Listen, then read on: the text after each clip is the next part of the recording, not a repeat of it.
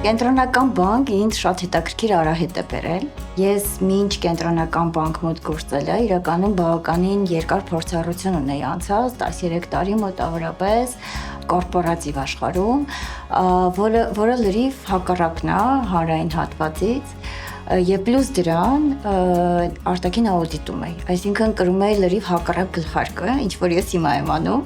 եւ ինչ որ մի պահի հասկացա, որ ուզում եմ փոխեմ, ասենք այլ հայացք գցեմ ամեն ինչին, որովհետեւ աուդիտորի աչքերով ամեն ինչ լրիվ այլ է։ Եվ այդ մտորումների ժամանակ շատ հետաքրքիր է, որ արդեն մտածում եմ ինչ-որ փոփոխություն անել, առաջարկ ստացա կենտրոնական բանկից բյուջետավորման հաշվետվությունների բաժնի ղեկավարի պաշտոնը զբաղեցնելու, առանց երկար մտորելու ընդունեցի այդ մարտահրավերը,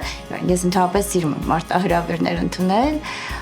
եւ եկա հայտնվեցի մի մեծ գեղեցիկ ընտանիքում։ Իրականում աշխատանքը շատ դյուրին չի, ֆինանսական մասնագիտությունը ընդհանրապես, հաշվապահություն կլինի, հաշվառում կլինի, ինքը մի հատ յուրահատկություն ունի, որ դու շատ էներգիա տալիս ես թվերին, բայց թվերը քեզ շատ էներգիա չեն փոխանցում։ Եվ դա որոշակի կարող է էներգետիկ քո պաշարները սկսի սպառել եւ դու պիտի փորձես կարողանաս դա բալանսավորես, ինչ որ ձևով այդ պաշարները կարողանաս համադրել եւ ինչն է ուժ տալիս, ինչն է ինձ հատկապես ուժ տալիս, դա այն է, որ որևէ կերպ իմ ընտանիքի անդամները չզգաց, որ ես թուլացած եմ կամ ինչ-որ մի բանի ճնշված եմ ինձ զգում եւ մի անգամ այդպես եկել էի տուն, ինչ-որ հերթական, չեմ հիշում, միգուցե վերջնաժամկետների շրջաններ, գերհոգնած էի, ինչ-որ նաեւ համակցված այլ իրավիճակներ կային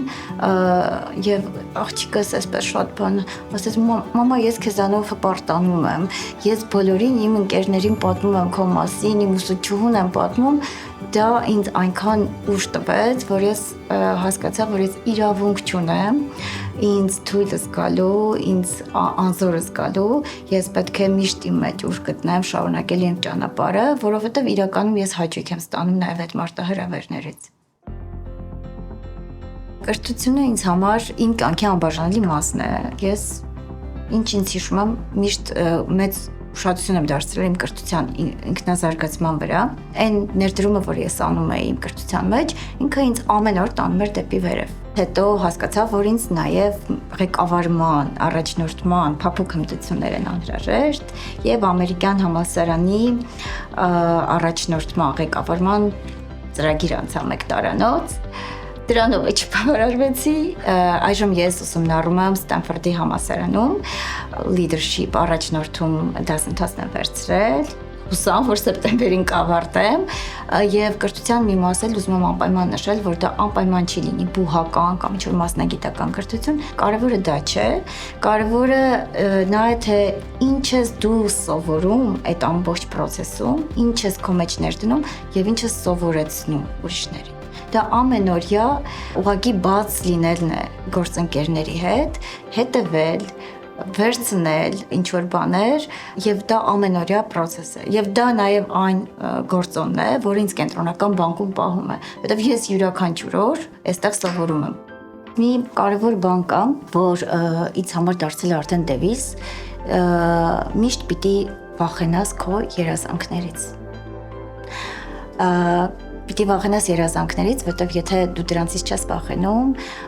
ուրեմն իրենք բավականին մեծ չեն։ Իսկ պիտի կարողանաս մեծ երազես, ավելի ձգվես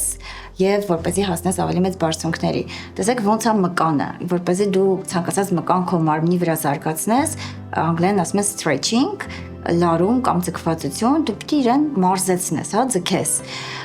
Եվ նույնը կյանքի մասին է։ Եթե ուզում ես զարգանաս, եթե ուզում ես աճես, հասնես քո երազանքներին, որը միգուցե նույնիսկ ամբիցիոզ է թվում, դու պիտի մի քիչ կարողանաս քո գլխից վերև թռնես, ձգես քեզ, լարես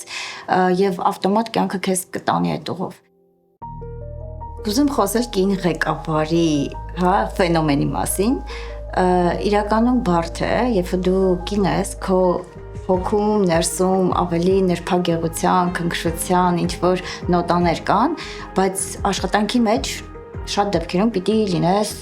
բավականին ոչ էմոցիոնալ, սառը դատել, սառը նայել իրերին, իրադարձություններին, որոշ դեպքում լինել բավականին քաջ, համարձակ, անկոտրում,